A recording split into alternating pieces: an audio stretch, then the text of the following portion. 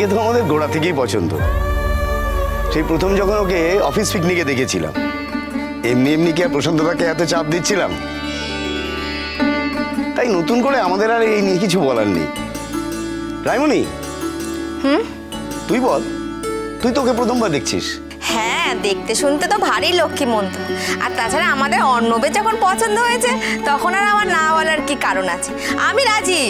ব্যাস, তাহলে সানাই বাজিয়ে দিলেই হলো। কি বলেন প্রশান্তদা? আর আমার বোনের পছন্দই আমাদের বাড়িতে শেষ কথা। পাকা কথা যখন হয়ে গেল, বিয়ের দিনটা এবার ফাইনাল করে নেওয়াই ভালো। আসলে আমরা আর বিয়েটা ফেলে রাখতে চাইছি না। সামনের মাসে কোনো একটা দিন দেখে যদি। তার আগে আমার কিছু কথা বলার আছে। কি বলবি তুই? চুপ কর এখন। বিয়ান, বলতে দিন না ওকে। বলো মা, কি বলার আছে তোমার? ইউনিভার্সিটিতে এমকম ফাইনাল ইয়ারের পরীক্ষা দিয়েছি সবে। রেজাল্ট বেরোনোর অপেক্ষা করছি। বিয়ের পর আমি না পড়াশোনাটা চালিয়ে যেতে চাই।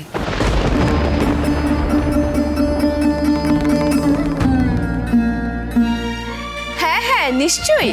আজকালকার দিনে বিয়ের জন্য কি কেউ পড়াশোনাটা বন্ধ করে? আর তাছাড়া আমাদের তেমন পরিবারও নয়। আমি চাকরিও করতে চাই, যাতে বিয়ের পরে আমার বাবা মায়ের দায়ে বিপদে আমি নিজেই ওদের পাশে দাঁড়াতে পারি।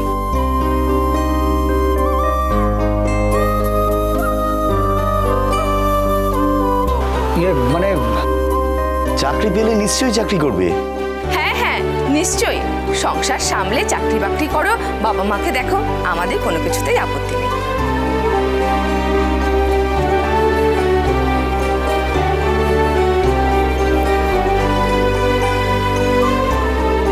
ধন্যবাদ।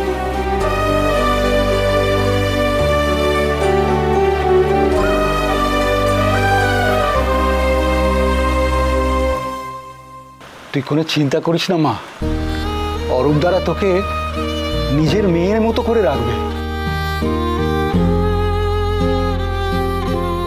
সেই ভরসাতেই তো আমি ওনাদের হাতে তুলে দিচ্ছি রে। আমাদের ঠাকুর মশাইয়ের সাথে কথা হয়ে গেছে, এই মাসের 15 তারিখে একটা ভালো দিন আছে। এখন আপনাদের যদি আপত্তি না থাকে তাহলে ওই দিনটা ফাইনাল করি।